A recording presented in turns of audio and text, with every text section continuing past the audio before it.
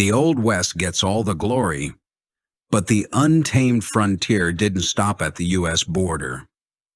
The wild, wild northwest of Canada was every bit as rugged, lawless, and filled with incredible stories, yet many of them have been lost to time.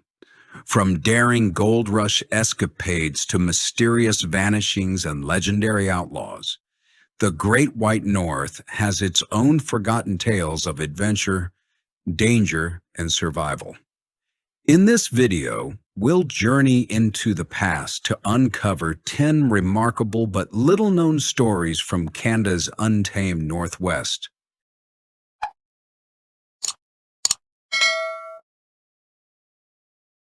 James Gaddy and Moyes Rett. In 1887, James Gaddy and Moyes Rett crossed paths at a bar in Saskatoon. After sharing a few beers and bonding over their shared taste for mischief, the two made a pact to become horse thieves. To mark the occasion, they even took a photograph together, a memento of their new partnership in crime. Their first theft was a horse from a man named Hector McLeish. However, McLeish was no ordinary victim. He was a determined and vengeful man who wasn't about to let the theft slide. He quickly gathered a posse and set out to find the thieves. McLeish and his ally, Constable Mathewson, soon located the boys' hideout and alerted the rest of their group. The plan was to wait for backup before taking any action, but when they saw Rett preparing to leave on the stolen horse, they decided to move in without waiting for reinforcements. What they didn't know was that Rett's father was inside the house as well. Upon seeing his son about to be arrested, the elder Rett attempted to intervene. In the scuffle, Constable Mathewson was knocked off guard, and in the chaos that followed, McLeish was shot and killed. Now labeled as murderers, Gaddy and Rett fled, but they had overlooked one crucial detail: the photograph they had taken in the bar. The photographer had kept a copy, and before long the faces of the two thieves were plastered all over the country, along with a $500 bounty on their heads. They were arrested shortly thereafter, and in 1888 both men were tried. Their brief but violent criminal careers ended swiftly, serving as a cautionary tale of the risks involved in a life of crime. The Mad Trapper of Rat River. The origins of Albert Johnson, known as the Mad Trapper, remain a mystery to this day. He appeared in the Yukon one day without any clear background and soon began stealing furs from local trappers. His sudden arrival and strange behavior sparked complaints, leading an RCMP officer to visit Johnson's cabin to question him. When the officer arrived, Johnson remained entirely silent, staring at the Mountie without responding to any of his questions. This silence only added to his mysterious persona. Undeterred, the officer returned with an arrest warrant. Again, Johnson didn't speak. Instead, he quietly pulled out his gun and shot the officer, marking the beginning of a chase that would last for weeks. A posse made up of Mounties and trappers set out after Johnson. Over the course of 3 days, they engaged in a tense shootout, with the officers even resorting to dynamiting the roof of his cabin. But Johnson managed to survive and escape, using the cover of a blizzard to vanish into the wilds. Despite the harsh winter conditions north of the Arctic Circle, most believed that Johnson wouldn't last long. However, he proved them wrong. For 48 days, he managed to stay ahead of his pursuers, cleverly evading capture by moving through rugged mountain terrain and even using a herd of caribou to mask his tracks. Finally, on February 17, 1932, the officers caught up with him at Eagle River. There, Johnson made his final stand, engaging in one last gunfight with the authorities. In the end, the mad trapper fell, but not before he managed to shoot one more officer. His death in the Arctic, after nearly 2 months on the run, cemented his place in Canadian history as a notorious figure, one whose true identity and motives remain unclear. Johnson's story highlights the persistence and ingenuity of a man who defied the odds, evading capture for an extended period in one of the most challenging environments imaginable. His mysterious background and dramatic end only add to the intrigue surrounding his life and legacy. Harry Wagner, the Flying Dutchman. Harry Wagner was once a member of Butch Cassidy's infamous gang, but after Cassidy was captured, Wagner made a daring escape. He stole a ship and sailed north, where he began to terrorize the bays of British Columbia. With his ability to move silently and swiftly on the water, he earned the nickname, the Flying Dutchman. Wagner's life of crime ended in 1913 when he attempted to rob a general store. 2 constables, noticing a light on in the window, entered and caught Wagner and his crew in the act. A shootout ensued, and during the chaos, Wagner shot one of the constables and even bit off the thumb of the other. However, the remaining constable was able to subdue him. It didn't take long for the officer to realize that Wagner was no ordinary criminal. His past as a member of an outlaw gang made him an international figure of notoriety. Wagner was imprisoned, and his fate was sealed. Before his execution, the hangman made a grim statement to the crowd: "I'm out to establish a new world record." With a constable setting the time, the executioner swiftly dropped Wagner. As the crowd witnessed the quick execution, they responded with applause when the hangman declared, "Gentlemen, gentlemen, you've just witnessed 11 seconds shaved off the record." This story not only reveals Wagner's elusive and dangerous criminal career, but also underscores the brutality of frontier justice in the early 20th century. His life, which spanned daring escapes, violent crime, and a record-setting execution, reflects the harsh realities faced by both lawbreakers and lawmen of the time. Sam Kelly and the Nelson Jones Gang. When Sam Kelly and his gang targeted a town, swift action was necessary to catch them. As quickly as they arrived, they would vanish into the big muddy badlands of Saskatchewan, a rugged terrain filled with caves, cliffs, and deep gullies. The area was a perfect hiding place where Kelly and his men could easily disappear into a complex network of winding tunnels. Kelly's criminal activities began with a daring move to Montana, where some old acquaintances were locked up in prison. With a jailhouse key he had received from a corrupt deputy sheriff, Kelly was able to walk straight into the prison, release the prisoners, and exit without anyone noticing, except for a polite tip of his hat to the sheriff's wife as he made his exit with 2 felons. From that moment, Kelly's path as a criminal was set. He became known for stealing horses and cattle from Saskatchewan ranches, as well as occasionally crossing into the U.S. to hijack trains loaded with gold. His bold actions caused so much trouble that the Royal Northwest Mounted Police established a fort in the Big Muddy Badlands, hoping to apprehend him. But every time, Kelly managed to slip away into the wilderness, eluding capture. After years of a criminal lifestyle, Kelly unexpectedly decided to turn himself in. However, his carefulness had paid off in one respect.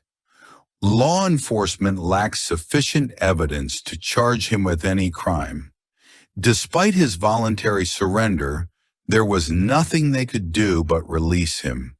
Kelly had outsmarted them all.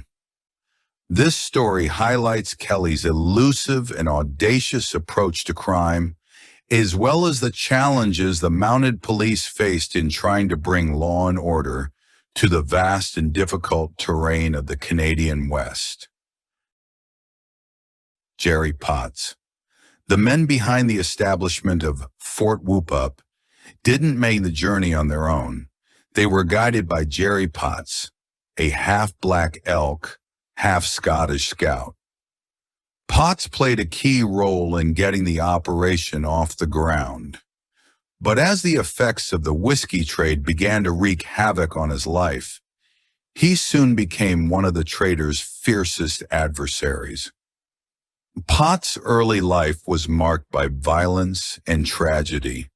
As a child, he witnessed the death of his father, a Piakani warrior who had been killed by another man in the tribe. This loss fueled a deep anger within Potts, and by the time he was 16, he tracked down the man responsible and killed him in revenge. His experience with the destructive power of the whiskey trade came soon after his involvement in Fort Whoopup's founding. One of Potts' fellow tribe members, known as Good Young Man, became intoxicated by the bug juice and, in a drunken fit of rage, murdered his own mother and brother. This atrocity drove Potts to seek revenge once again. For a full year, he pursued Good Young Man, and when he finally caught up to him, the man attempted to flee on horseback. Potts shot him off the horse, ending the pursuit.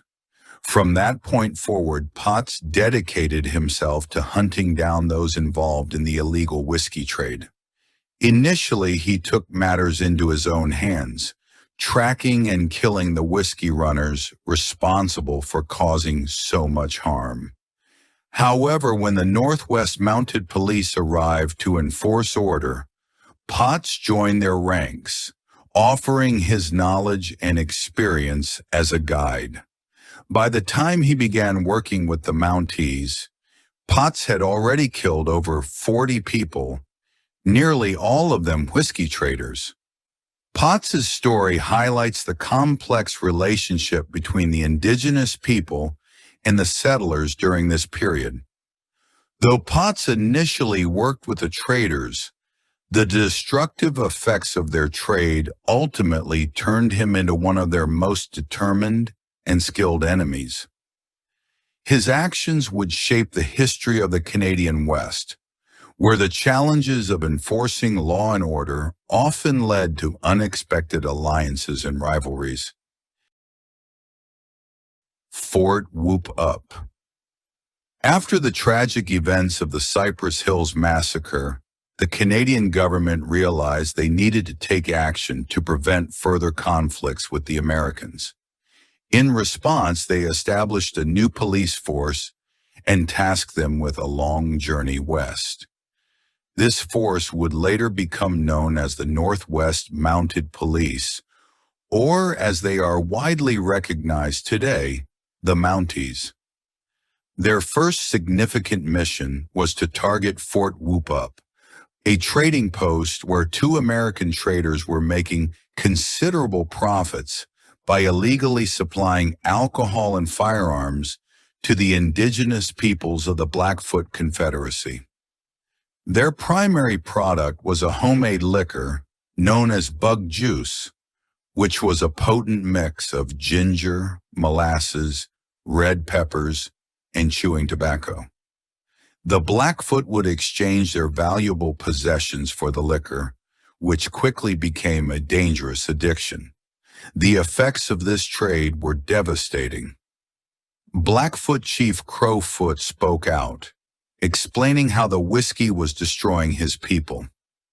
It was contributing to a breakdown of traditional life, with men murdering each other under the influence. To protect his people, Crowfoot relocated his tribe multiple times, but the whiskey traders always followed, knowing that the Blackfoot were consistent customers despite their best efforts to resist. When the mounted police finally arrived at Fort Whoopup, they had no tangible evidence to bring the traders to justice. They confiscated the alcohol, but without any proof of illegal activity beyond the whiskey itself, there was little they could do to stop the traders. In the end, the two Americans involved in the illegal trade continued their operations until their deaths, wealthy and free from any serious consequences.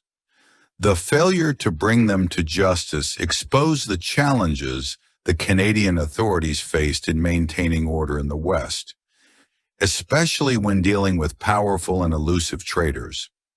Despite their initial successes, the Mounties would soon learn that enforcing law and order in such a vast and untamed region was no easy feat. Bill Miner, the Gentleman Bandit. Bill Miner was born in Kentucky, but he didn't stay there long. Drawn to the thrill of the frontier, he headed west and took up a life outside the law. His exploits eventually landed him in San Quentin Prison, where he spent many years behind bars. After his release, he set his sights on Canada, believing the expanding West would offer new opportunities for his trade. Known as the Gentleman Bandit, Miner gained a reputation for his polite and courteous manner, even in the middle of a robbery. He is often credited with being the first outlaw to use the phrase "hands up" during a holdup, and he made history as the first person to successfully rob a Canadian train. His first train heist proved highly profitable. Miner and his crew managed to steal $7,000 in gold, a significant sum at the time, enough to live comfortably for years. But the money eventually ran out, and in 1905, he attempted another train robbery. This time, luck was not on his side. Instead of striking it rich again, Miner and his gang boarded a train carrying nothing of value, just mail and old newspapers.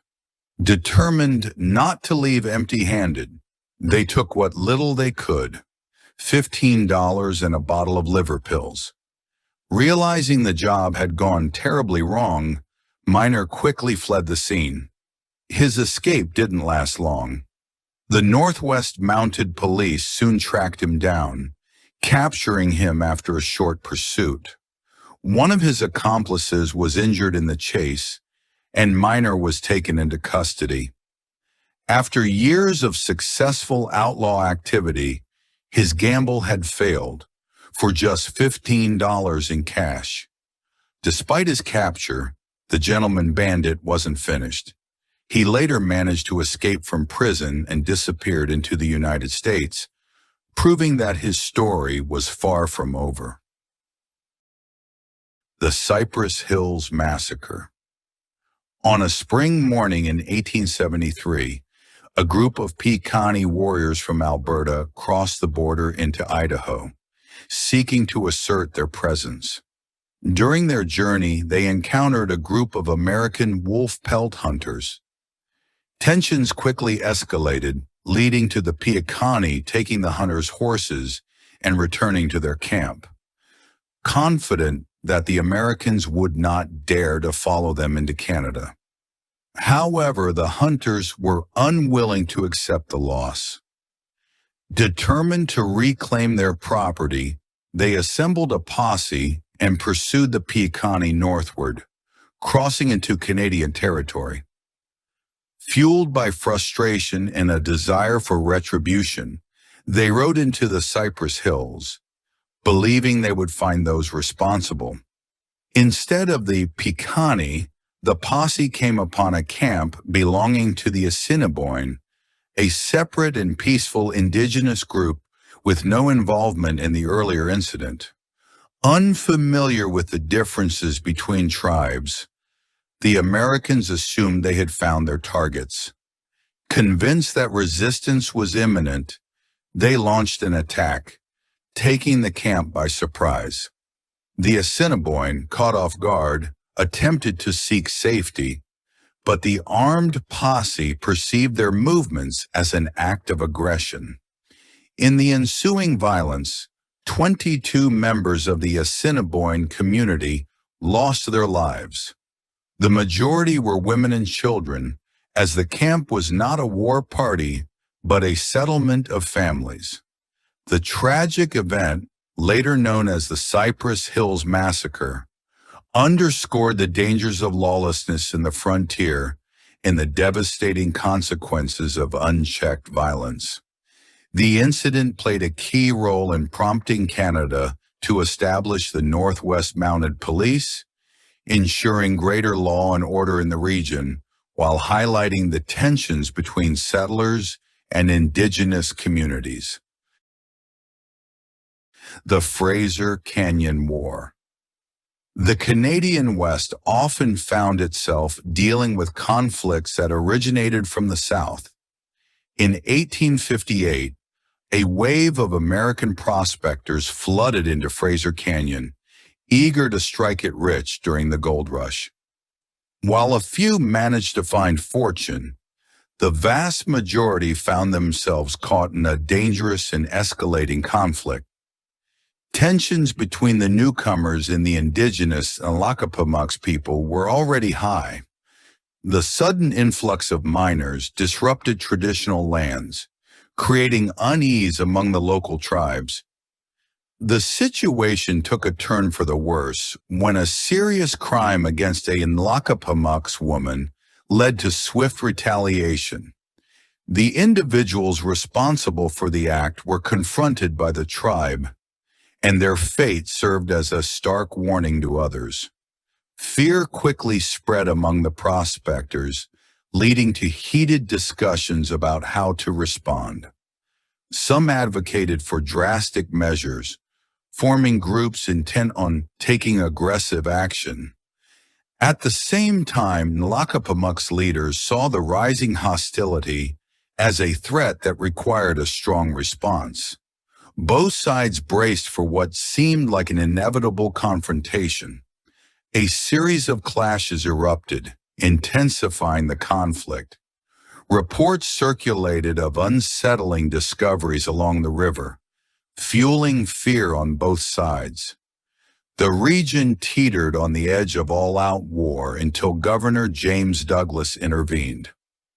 Leading a contingent of forces, he entered in Lakapamuks territory to negotiate peace. The discussions were challenging. The Lakapamuks were deeply concerned about their land and people, while the miners demanded protection. Ultimately, Douglas brokered an agreement, convincing both sides to stand down. His promise of military intervention, should violence continue, played a key role in securing the fragile peace. Though the immediate crisis was resolved, the Fraser Canyon War left lasting effects. It highlighted the deep divisions between Indigenous peoples and settlers, foreshadowing future struggles over land, resources, and sovereignty in the Canadian Northwest. The Mlan Gang. In 1879, the Mlan Gang, a group of 4 teenagers from Fort Kamloops, British Columbia, became overly confident. They believed they were invincible and beyond the reach of the law, using the small, isolated town as their playground. The boys frequently stole horses and paraded through town, boasting of their misdeeds without fear of repercussions. But Johnny Usher, a determined local man, wasn't about to let their arrogance go unchecked. He assembled a group of men and set out to confront the Macleans at their home, demanding that they surrender. The boys, however, weren't ready to back down. They greeted Usher and his posse with a barrage of gunfire. Usher, underestimating their willingness to escalate things, assumed they were just trying to intimidate him. Believing they were mere thieves, not killers, he dismounted from his horse, walked toward them, and ordered them to put down their weapons and surrender peacefully. Instead of complying, the boys attacked Usher, knocking him to the ground. As tensions escalated, young Archie McLean, just 15 years old, pulled out a revolver and shot Usher. His actions triggered a brutal chain reaction as the other boys, fueled by anger, shot Usher multiple times and desecrated his body. They then rode into town, displaying his blood-stained clothing as a declaration of their defiance. However, the McLeans' reign of terror would soon end. A larger group, 75 strong and heavily armed, arrived to capture the gang. The McLean boys were quickly apprehended and sentenced to death. The judge, in a final verdict, condemned them, stating that they lacked any redeeming qualities. This tragic story highlights the dangerous consequences of unchecked youth rebellion and the eventual price of their actions. The McLean gang's initial arrogance, followed by their violent crime, sealed their fate and earned them a place in the history of the Old West as cautionary figures. As we've seen, the wild, untamed northwest of Canada holds countless forgotten stories, each one adding a layer to the rich, yet often overlooked tapestry of its history. From daring outlaws to mysterious figures who vanished into the vast wilderness, the stories of the region remind us of the resilience, intrigue, and mystery that define the early days of this land. Please like and share if you find the video content interesting and useful. Don't forget to subscribe to the channel and comment below so as not to miss the upcoming interesting videos. Thanks for watching.